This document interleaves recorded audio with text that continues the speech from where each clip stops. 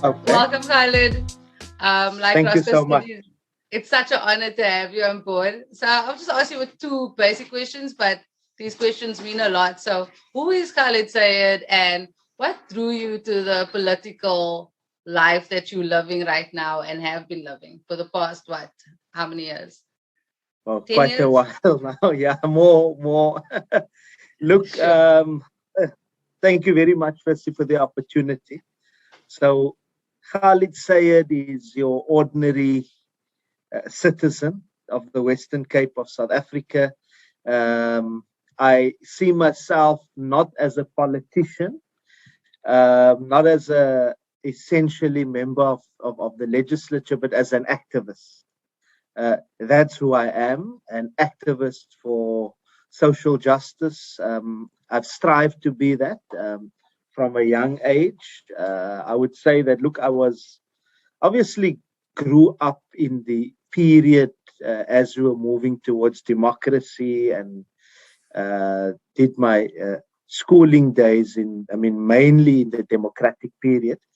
But I grew up in a home where there was a political consciousness, particularly around the wrongs of apartheid, and with an ethos of the fight for a non-racial society in South Africa, but also with a with an understanding that uh, that struggles are interlinked.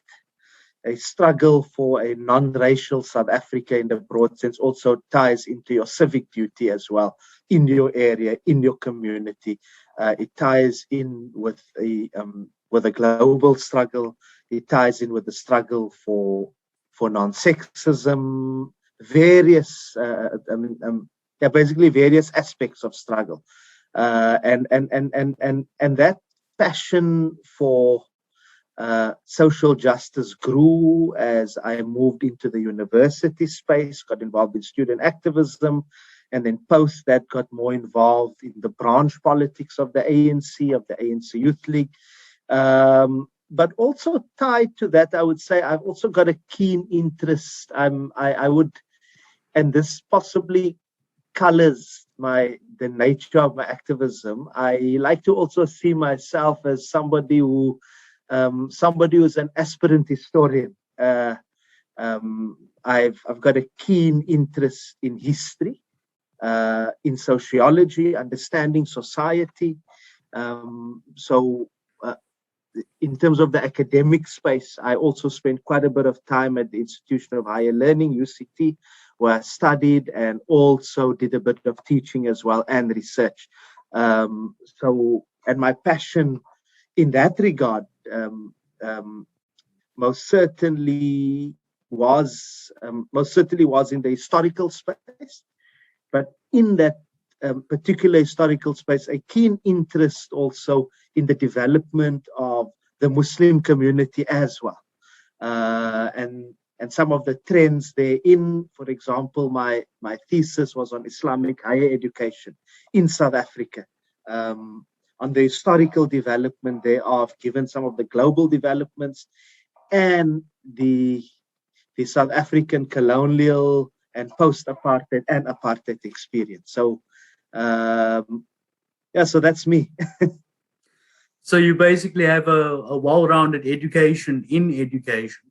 And I wanted to talk to you about education today mainly, because you are a member of the Provincial Legislature in the Western Cape Provincial Parliament. You're a member of the Standing Committee on Education. And I've been watching you actively marking Debbie Schaefer. I'm sure that Debbie Schaefer looks for you around every corner because you are on her like white on rice. So I must say it's been very impressive. Earlier this year, the ANC said that it would sue the Western Cape Education Department over the unplaced learners. How many learners were affected and what's the update on these learners and the case itself? Wow. The intro, let me firstly say that I've got absolutely no personal problem with Debbie Schaefer. But it's my role as a public representative, and as a public representative who's an activist, to ensure that I hold the MEC accountable as the political head for education in the province. So I've got to hold her accountable. It's nothing personal. I want that to go out there. Even though in our court action, wherein we supported parents, we did indicate that if she's not successful, she must pay personal costs. But that's not because we've got a personal problem. That's because that's in the interest of a robust, that's in the interest of robust oversight. That's how we push our leaders who are given responsibility. That's how we push them to do what is right.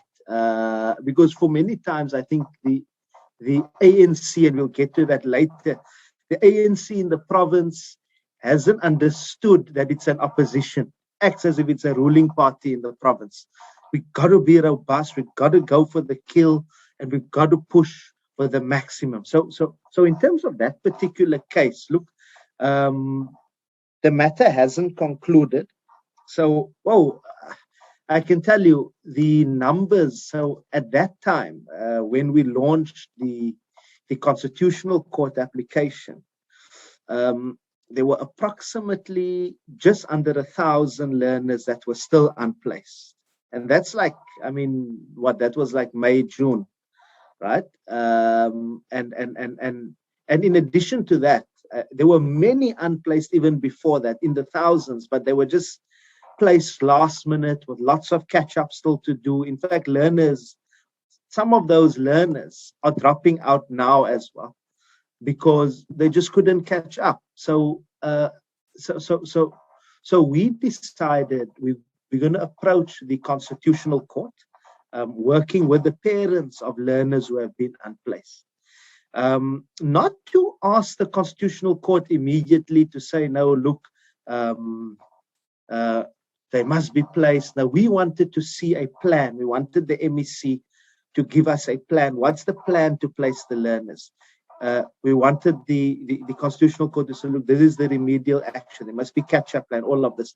The Concord, I wouldn't necessarily say it's unfortunate, but what the Concord then decided was that, no, look, this matter needs to be taken to the Western Cape High Court and actually not be any longer a bid to get information, but it should actually be a court case. So that's where we're at now. We are going to be launching a fresh application with the Western Cape High Court, because our initial application for the Concord was just to get information, actually, to start with getting information and then taking it from there. But so that matter is basically still ongoing. But for us, the objective of that, even if in the end we reach some agreement with the department, the aim behind this is to say that, look, we've exhausted all avenues inside of the legislature to force them to plan better and to place learners much earlier. They didn't do so, threatened legal action. What we want from this is that the department going into next academic year needs to do things differently. They need to ensure that there's much better planning that takes place for the placement of learners in the upcoming academic year and going forward. That's the aim behind this. For those learners who are not placed properly and who are placed because of certain circumstances placed late, there must be catch-up programs for them. Currently, that's not in place. Yeah.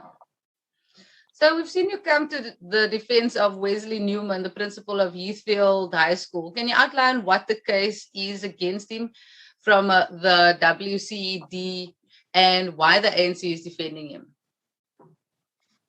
Thank you very much. Very good question. I think this ties into the first question, because the fact that they are pursuing him in this manner points to their misplaced focus.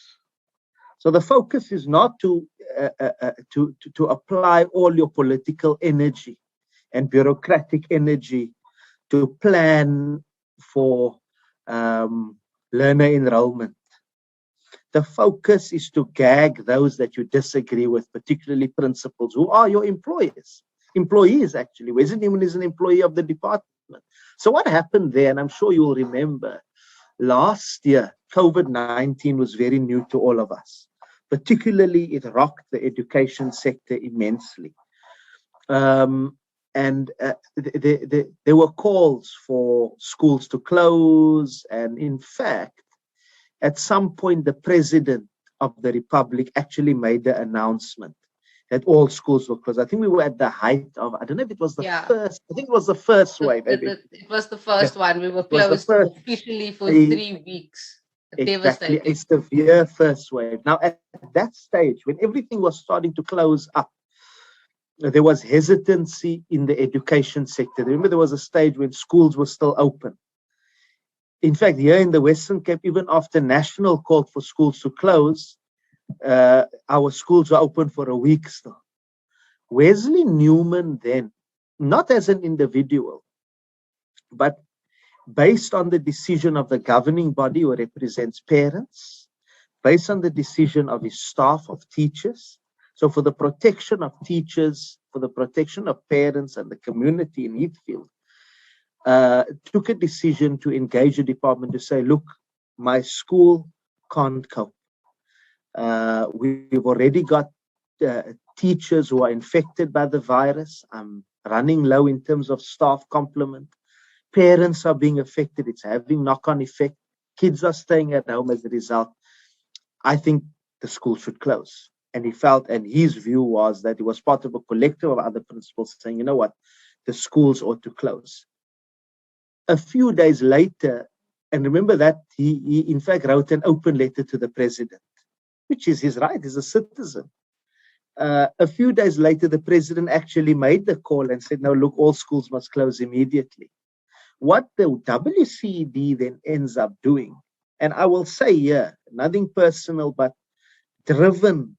clearly driven by the MEC, clearly driven by a very, very vindictive approach by the MEC.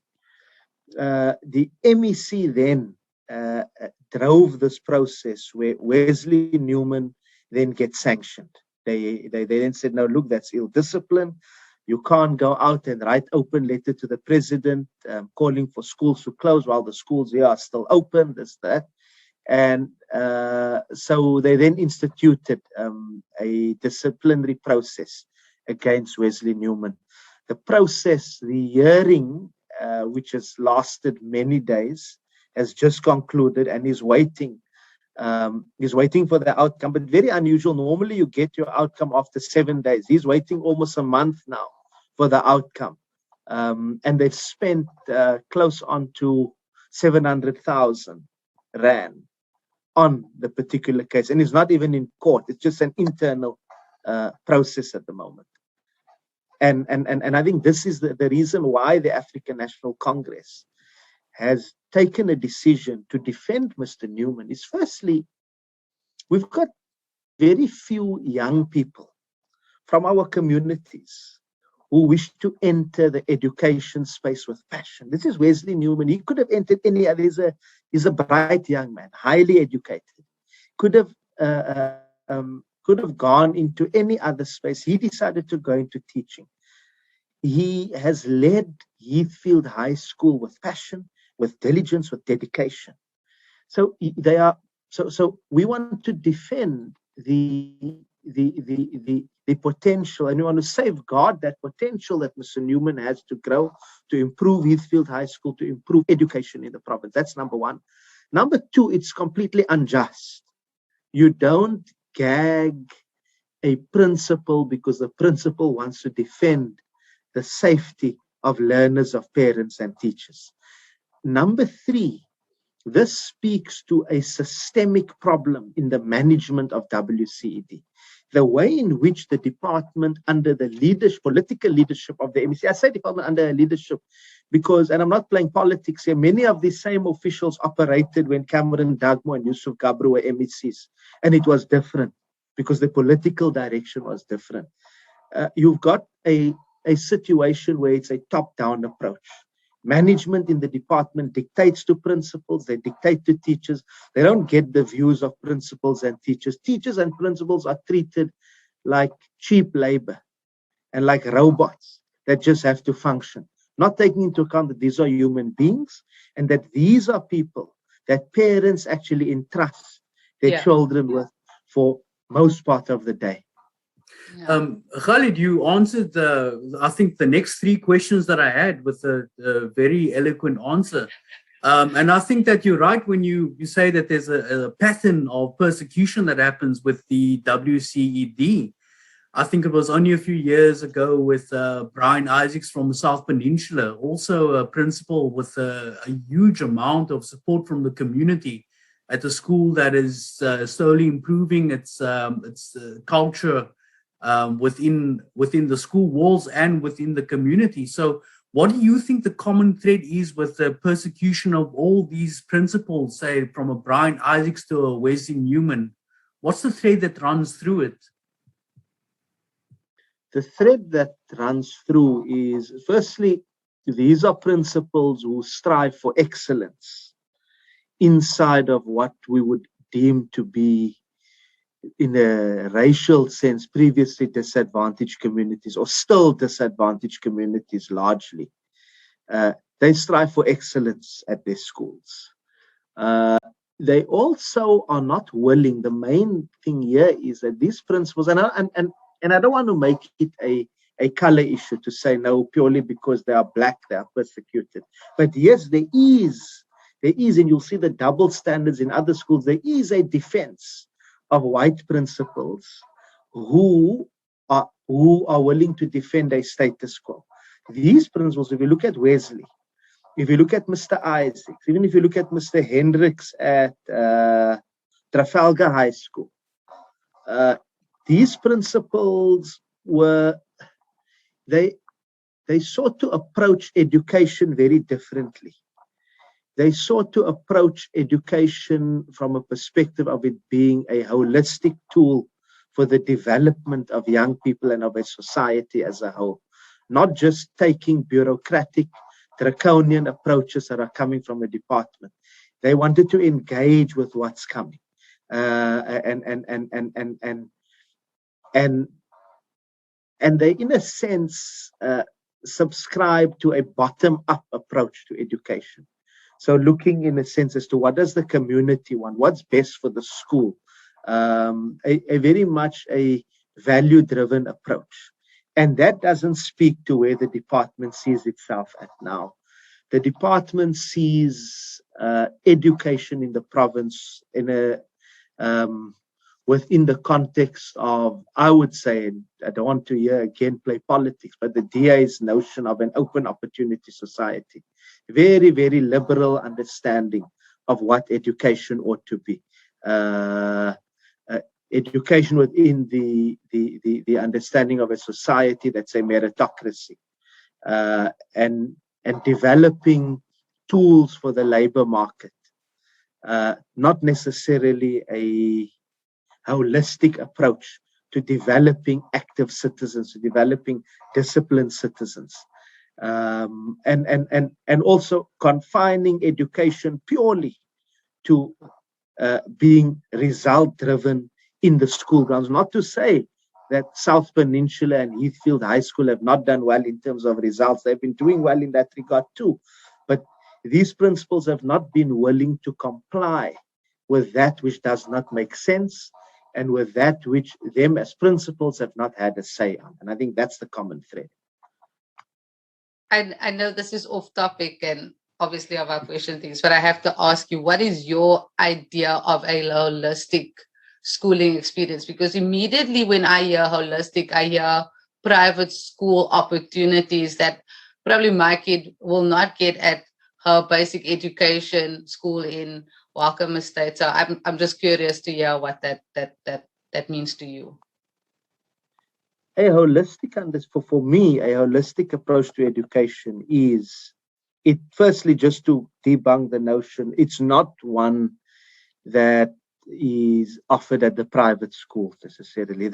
Many of the private schools actually still feed in to the market-driven notion of what education ought to be. I think a holistic understanding or a holistic approach to education is yes. Kids go to school, they follow the syllabus, they do the curriculum, but the approach to that, it's not purely result driven. It's about what is the kind of ethos. It's to drive a particular ethos through teaching.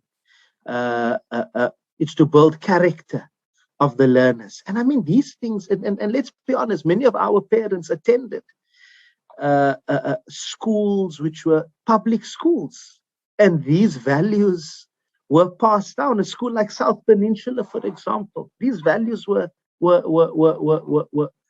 passed down at this school. So it's not necessarily something airy-fairy, and that no, they must go to school, they must do all these types of extramural activities. No, it's the approach to teaching the basics, the kind of outcome that you want from that. That's what a holistic education is all about. Okay, beautifully answered. You've also been involved in a PAIA Act request. You've done your research regarding Golden Grove School. Can you outline what exactly you are alleging against Golden Grove and what the WECD has done about it? Okay, so also let me also, similar to the first issue of the court application, the PAIA application should not have really happened. I mean, it's a last resort. If the Western Cape government claims to be at the helm of a transparent democracy in the province, this should not, I should not have needed to go and do a PAIA application to try to get what I needed to get. In fact, it shouldn't have even come to me as the public rep, because this issue is coming from 2018, where the then principal of Golden Grove Primary School in Rondebosch was found actually guilty. There's a forensic investigation that the department itself did, and the SGB saw that. They basically saw the outcome and they saw the report, but the report was then withdrawn. They couldn't keep the report and have access to it afterwards. And the principal left the school, where the principal was found guilty of not following the proper tender processes for an internet server, to put in place an internet server at the school. I mean, they paid an exorbitant amount. I think close on to $1 million or something up there, the figures. Give us the real amount. Give us the real amount. Don't buttercoat it. I don't have the amount off my fingertips now, but I think Roscoe has got the amount. I've sent Roscoe the information. But just to say that quite an exorbitant amount of money was spent for an internet server. And the amount of collusion that took place there between service provider and the principal, the fact that there were no financial statements, and not only that, there were various other allegations around petty cash, many other things around financial impropriety. The school was going through financial problems as a result. And the principal, the principal then went into early retirement. Left the country for a bit, I think went to Australia, as is the case at times with some of these types. Went to Australia and then returned and is now at another school, at a public school. When we questioned the MEC, she said, no, that post that is in now is funded by the governing body, not funded by the department. I mean, what an answer. But that is so shitty. Parents then of that particular governing body, and including the parents in the new governing body, have been wanting a copy of that forensic investigation so that they can firstly try to develop measures to ensure that this thing doesn't happen again, but also so that the money can be recovered. It's a lot of money. That money needs to be recovered. And the money hasn't been recovered. And the MEC admitted in a parliamentary question that I posed last year, the MEC admitted that the principal did wrong and that this happened, but they refused to release the report saying, no, it's confidential, it will create controversy, this, that. So we've raised it then inside of the legislature, this issue, and the fact that the principal was let off the hook, still refusal to grant the report to myself and to grant the report to parents. Yeah. So what then happened was I was then obviously compelled to do a PIA application. But I'm very disappointed. In fact, yes, the PIA application was granted, but the document that was received was not the forensic report. It was basically minutes of meetings which were held with a new principal around remedial actions. That was it, just minutes. And records of people attending certain meetings. So really completely unacceptable, and we are not going to let this matter die down now. We are going to continue. We're going to make another PIA application. And we are going to also explore other legal means to get the document. So then, just to get this straight, the narrative straight, there was parents and the SGB found reported irregularities or financial mismanagement of this principal for 1.3 million rand. The principal, 1.3 million. The principal then goes overseas to Australia. He hasn't been punished or sanctioned by the Western Cape Education Department. Comes back to a different post that's funded by the SGB, and then when you issue a Promotional Access to Information Act application to get into the nitty-gritty of what went wrong, the application is granted, but the Western Cape Education Department send you some random piece of paper that has nothing to do with what you asked for. That's in a nutshell what's basically happened. That's in a nutshell. This is actually speaks to the trampling. They're actually trampling over the constitutional values that many fought for. This is it. Basically wanting to run away from transparency. And I mean, this is their own report. So the department itself sanctioned an investigation into the principal. If they are so transparent, if they are confident that they are right in how they have approached things, then they must be open to expose what was reported. Yeah. Transparency doesn't love you that much, though, in our government organization. And I think there's this false notion that the Western Cape is the most transparent. But I mean, this is a clear example. You know, of the contrary. One more question, though. I know it's not part of all our questions that we've asked, but I wanted to understand what's happening with the sports in school and primary schools and high school. I mean, they're getting some education through this COVID stuff, but maybe you can give us some inside information.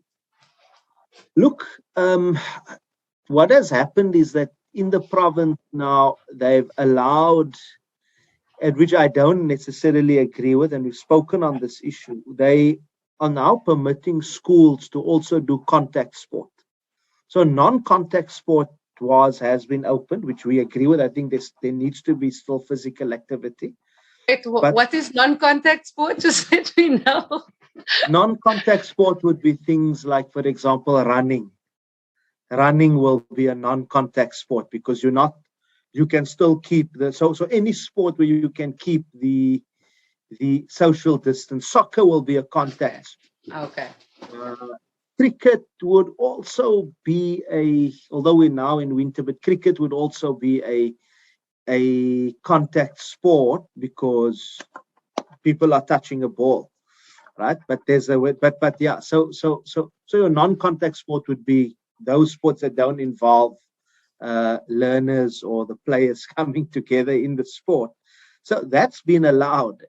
What has been happening now is that the department has now permitted schools to actually participate in contact sport or contact sport to take place. And this we believe is extremely irresponsible at the height of the third wave. And what they've done further, because the way they've been managing things, and I didn't make this point, they perpetuate our historical inequalities in the education system. Now they're perpetuating our historical inequalities in sport, because what they do, they say, no, you can have non-contact, you can have contact sport, but if you feel as a school that you can't do it, and it's going to place learners at risk, then you don't do it. And if you do it, you must show that you'll be able to tick all the boxes. So who's going to be able to do contact sport? Your former Model C schools and the private schools, because they'll be able to say, you know what, okay, let's say it's a rugby season. Enough sponsors, there's enough money. Yes, Bishops are going to play against SACs next week. We can quarantine the guys. We can have this. We can have screening. We can let them. We can let them be in the bubble. All of these things they can do. Other schools can't do that. Schools representing the majority poor and working class in our province can't do that. So you're further entrenching. Then you want to complain, and you want to see when we go to when you have Cricket SA having its hearings on social justice, then you see the outcomes there. You know, I find it so unfair. Our kids are getting no nourishment already with the school syllabus that they have, and then now with COVID. So yeah, thanks for giving exactly, me because they're trying to rush to. In fact, I visited a few schools this week in the southern suburbs, and even last week. The common thread there, complaint on the part of teachers, is that learners are not really benefiting from the syllabus because it's just a rush. They've got to rush through it, and it's about passing tests and exams. You know, so this is the approach, and I think we really need. I thought that COVID-19 was going to provide us the opportunity to think differently about education, and I think we still can. Conversations such as these just give us some Zoom. Give the classes Zoom, like Wi-Fi. Yes. I'm upset about that. Yeah. Yes. Don't worry, Roscoe, I'm done. No, that was good. It's like the time's flown past, and I wish we had another half an hour to talk. We've got to do this again sometime. I think education is like what's going on in the Western Cape Education Department is something that needs to be marked. If we're going to mark someone, it has to be there. So I just want to say shukran for doing the job that you're doing. It's the people are noticing the good job that you're doing, and you're a credit to the ANC, in my opinion, for that. Thank you very much. Thank you very much, and we want to look forward to. It's these type of engagements that will actually spur us on to do much more.